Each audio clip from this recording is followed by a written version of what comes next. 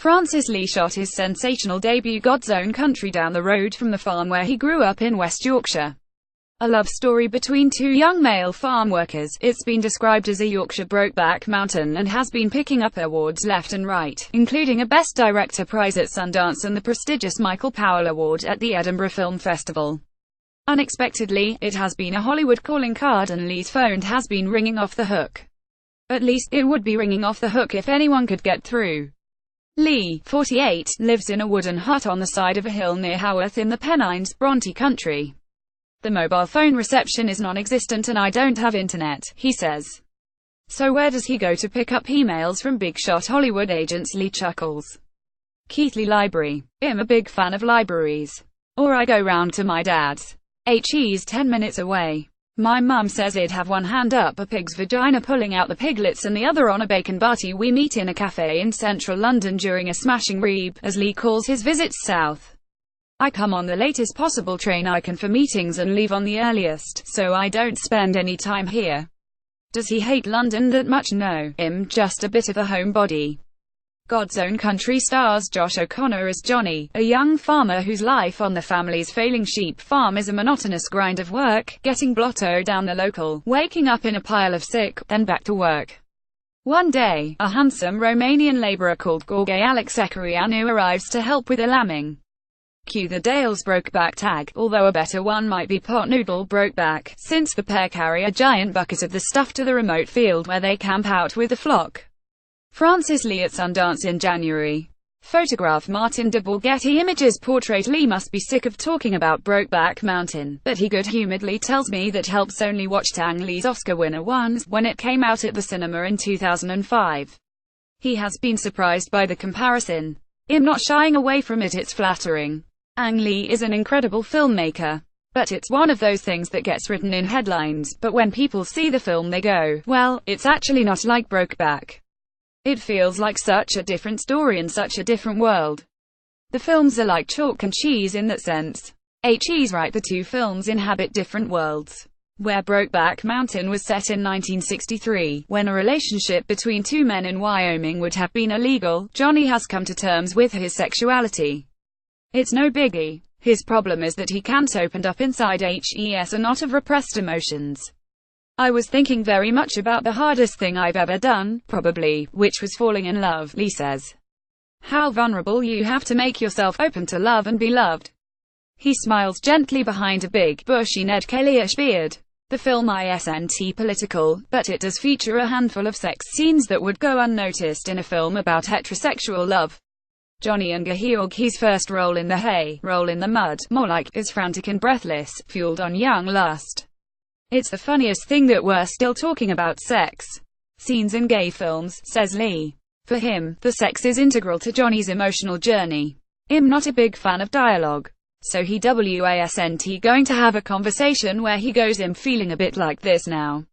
I had to tell it visually. That's where the sex really played in. Did Lee come under any pressure to tone it down? There was a debate.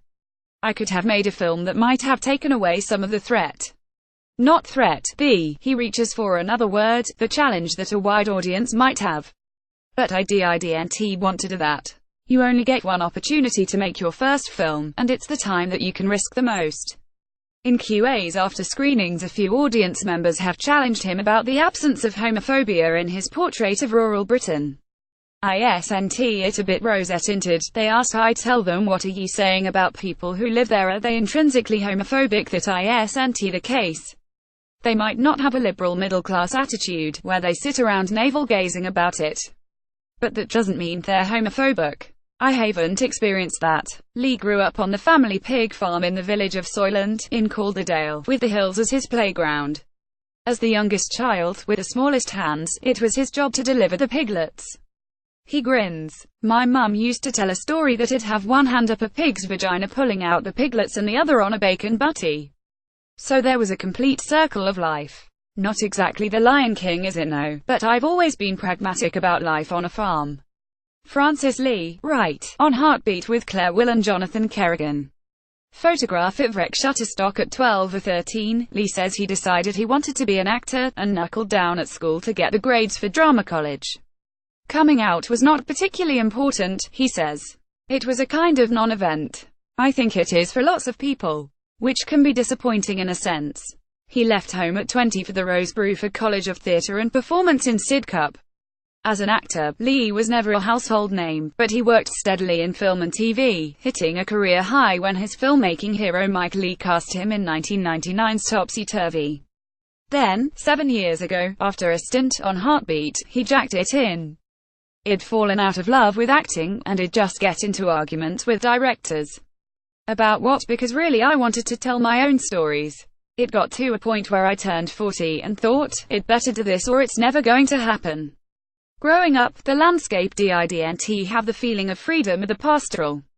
At times it felt oppressive and brutal, taking a job at a scrapyard to make ends meet. He directed 2 short films. He wrote half of the script for God's Own Country in a static caravan on his dad's farm and the other half in London. I type with only one finger, and it's quite loud. While the story is not autobiographical, Lee admits there might be a little farty fantasizing about what would have happened if he'd stayed in Yorkshire. While working at the scrapyard, Lee made friends with a Romanian guy, the most beautiful, lovely man, who had been on the receiving end of xenophobic abuse in London. His experiences fed into the character of Gorge. Lee doesn't want to go into details of what his friend went through. That's his story. But I was shocked and ashamed of the reaction that he got in my country. Is the film a comment on Brexit Britain? Lee shakes his head. When I wrote it, it was pre-even the notion of a referendum. I think I was tapping the migrant worker immigration experience, but I wasn't thinking about it in a political way at all. The morning the referendum result came through last June, he was sitting with his editor to view the first cut. We watched in silence, thinking we might have made a period piece. He smiles. We didn't actually change the edit at all in the end. Lee paints on a cinematic canvas. But don't expect gorgeous vistas of rolling Yorkshire dales. He keeps the camera eyesight so close you can almost hear his characters breathe. Growing up, he says, he never looked around thinking isn't this beautiful. I really wanted to show the landscape in the way that I had experienced it. It didn't have the feeling of freedom or the pastoral. At times it felt oppressive and brutal. I wanted to see the landscape's effect on the characters, rather than the landscape. Lee spent 3 months working intensively with his 2 leads, sketching every detail of their characters. What level of detail are we talking about? Everything. Where they bought their socks, which socks they preferred and why, whether they took sugar in their tea. I won't tell you the rude stuff. He sent O'Connor and Sekarianu out to work on farms, putting in 12-hour shifts for 2 weeks, learning to birth lambs, muck out and drive a tractor. I don't like fakery. I wanted everything to be real. Right now, Lee is working on 3 projects he can't tell me about. Has he been tempted by the offers dropping into his inbox? The money is tempting, because I don't have any. But this experience has taught me that a film is going to take at least 3 years of your life to make. And to be able to care enough about all those tiny little details, you have to love it. It needs to feel like a compulsion. I ask Lee how life has changed since God's Own Country premiered to ecstatic reviews at Sundance last January. I don't sit at home polishing my awards or anything like that. I'm a quiet person. I'm not a big fan of parties, razzmatazz or red carpets.